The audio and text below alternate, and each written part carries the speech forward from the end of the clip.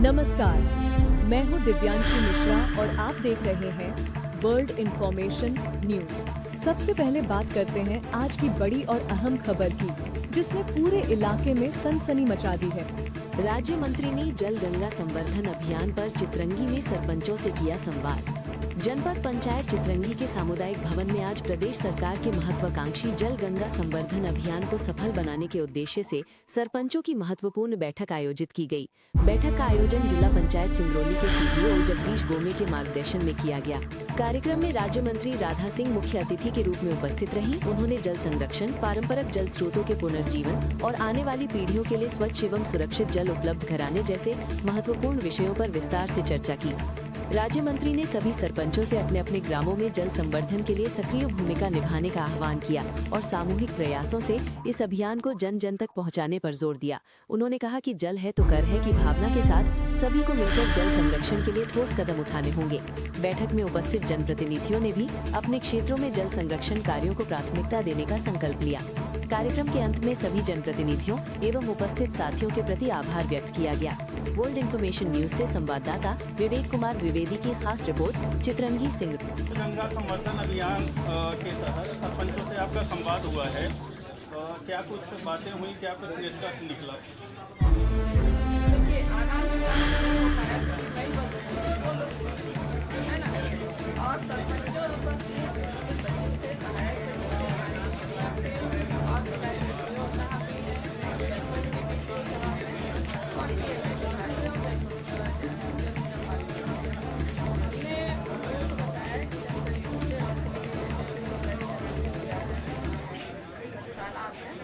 सहयोग से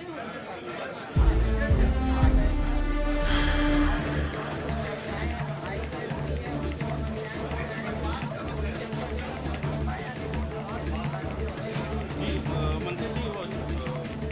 नल जल योजना पर भी कुछ चर्चा उसमें कई बात आगे तरह का 62 गाँव, ये तो हमारे लिए, हमारे के लिए बहुत अच्छी बात है कि 62 गाँव जो कि देश की छोटी पंचायत है और 62 गाँव सारे उसको ले रहे हैं। मुझे लगता है कहा है देश की लाइन है, तो मैंने कहा कि 2-3 महीना और हमसे लीजिए, लेकिन सभी गाँव में पानी हमारे लोगों को सुविधा हो जाएगा और इधर का भी कुछ मंत्री जी जो ये सामूहिक विवाह होने वाला है, इसमें 450 आवेदन पड़े हैं और 100 लोगों का ही विवाह होना है, इसमें कुछ मैं तो सुबह 7 होता है कि लाड बच्चे बुलाने, बच्चे के 10-15 आरक्षित कर लें, जो युवा है महिलाएं और वो नहीं कर सकती, उनके लिए आरक्षित होना चाहिए, उनका डायरेक्ट अपरचारी करें मतलब बच्चों के लिए। लेकिन वो इतने सारे आए, हमको करना 100 है, तो उससे विवाद की स्थिति होगी। जब लाड सिस्टम हो जाएगा तो लोगों को विवाद से लोग हमारे, तो मुझे लगता है मैंने निर्देश दिया है कि इसको पर्ची और उसमें आप लोग रहेंगे, हमारे अधिकारी रहेंगे, जो निकलेगा कोई नाम बताएगा किस गाँव का है, उसमें तो पर्ची में कौन से गाँव का है, माँ बाप का नाम और मोबाइल नंबर, ग्राम पंचायत, ये सहित हम इंक्लूड करवाएंगे उस पर्ची में। और जैसे पर्ची निकलेगा आप सबके सामने उस रजिस्टर में जाएगी, ये नहीं कि पर्ची अंदर जाके वो रजिस्टर हो, ऐसा मेरा ये कुछ है। मंत्री जी, जहाँ पानी की समस्या चल रही है पंचायतों में, क्या कुछ व्यवस्था बनती है? वहाँ जहाँ हैंडपम्प चल रहे हैं,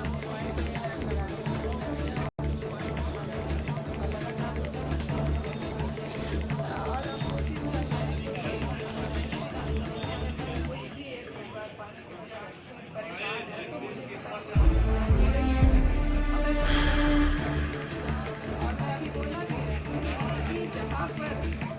नदी का आज भी पानी है, वहाँ अगर हम नहीं पॉइंट है तो वहाँ आप वहाँ पॉइंट दो, वहाँ पर वोट करो, इसके बाद फिर दूसरे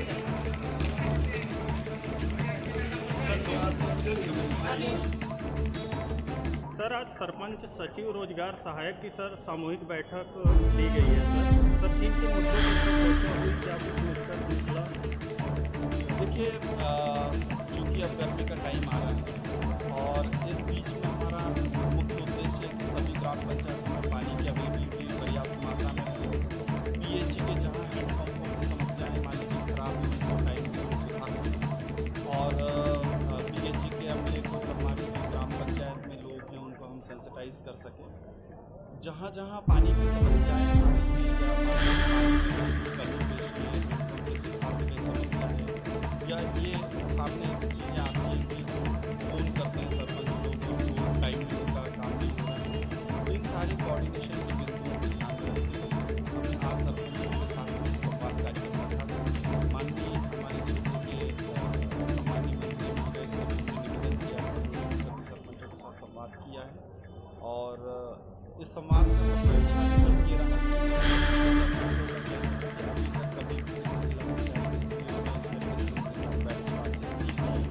मुझे लगता है कि सौहार्द और इसमें हमने उनको आज फिर एक बार ये याद दिलाया लीडरशिप के तौर पर काम करना है, आगे आगे काम करना है। निश्चित तौर पर ये भीषण गर्मी का जो समय आएगा और जो समस्याएँ तो हम समय पर सारी चीज़ों को रिजॉल्व करेंगे। सर बहुत सारी सर ग्राम पंचायतें हैं, वहाँ पर सर बिजली अभी भी नहीं दे रही है और वहाँ भी सर बिजली का लंबा सर बिल गया है। सर इस संबंध में भी चर्चा हुई है, सर क्या कुछ निश्चित हमने एमपीबी के लोगों को भी बुला लिया था और उस संबंध में अभी चूँकि एक मध्य प्रदेश शासन की और बिजली विभाग की एक समाधान योजना चल रही है जिसमें यदि जिनके बिल बकाया है अगर वो बिल अगर जमा कर दिया था तो 90% सरचार्ज की राशि जो है उसको माफ़ करने का प्रावधान है। अभी हमने इसलिए हमारे जो बातचीत भी की और हम प्रयास ये कर रहे हैं कि हमारे जितने भी क्लस्टर हैं उन क्लस्टर लेवल पे हमारे सरपंच साहब और हमारे सचिव और सीआरएस जो रहेंगे और प्लस हमारे उद्योग और हमारे जनपद पंचायत जो उनकी एक जॉइंट मीटिंग करेंगे क्योंकि आज संख्या ज़्यादा थी इसलिए क्लस्टर लेवल पे हम समाधान के कैंप लगाएंगे। जितने भी बिल मिलेंगे उनको जहाँ ठीक करेंगे और हमारा प्रयास भी रहेगा कि अगर वो बिल हमें ठीक करके मिलेंगे तो 70% राशि भी जमा कराएंगे क्योंकि प्रत्येक फाइनेंस में जो है वो बिल जमा करने की भी पूरे अधिकार है। ग्राम पंचायत बिल भी जमा करेंगे और जहाँ बिल भी जमा होगा वहाँ निश्चित तौर पर लाइट की व्यवस्था भी ठीक होगी। एक पॉइंट आपको और बताएं जगहों पर लाइट की समस्या इस संबंध में हमारे जिले के कलेक्टर साहब ने ऑलरेडी हमने अपने जिला मुख्यालय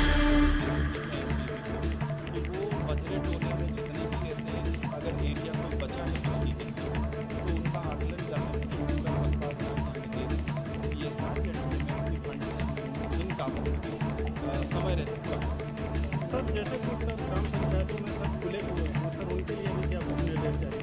देखिए इस टाइम पे हमारा एक मध्य प्रदेश सरकार का महत्वपूर्ण अभियान चल रहा है जल गंगा संवर्धन अभियान। इसमें अपने जिले के लिए एक ये जरूर टारगेट मैंने लिया है कि हमारे जितने भी सार्वजनिक या जो निजी और अगर उनको की मुंडेर नहीं बनी है तो वो असुरक्षित अगर है तो ऐसे सभी लोगों को मरम्मत भी करना है और उनकी जो मुंडेर है लगभग 1 मीटर के आसपास बनती है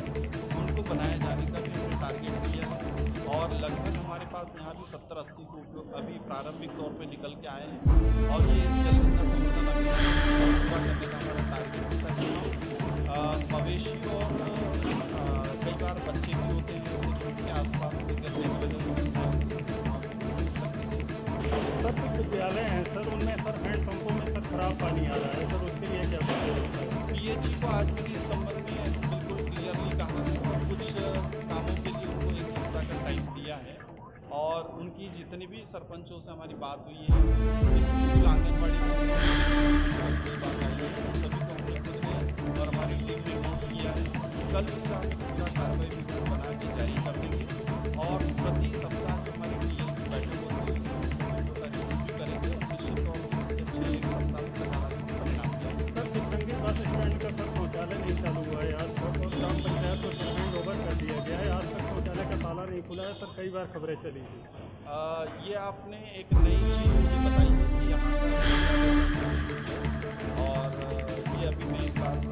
यहाँ से जो जनप्रतिनिधि पर बात करूँगा कि वो किस कंडीशन में अगर उसको और कोई काम कराने की आवश्यकता है तो काम करा के शुरू करेंगे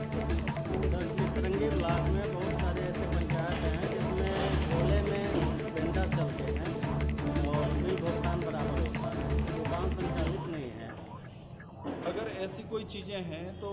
आप मेरे संज्ञान में ला रहे हैं तो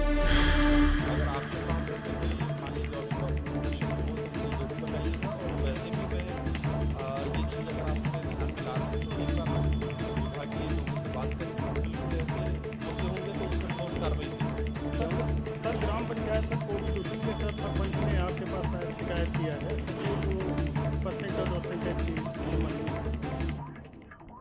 अब उसमें मैं केवल इतना कहूँगा कि अभी जस्ट सरपंच साहब ने एक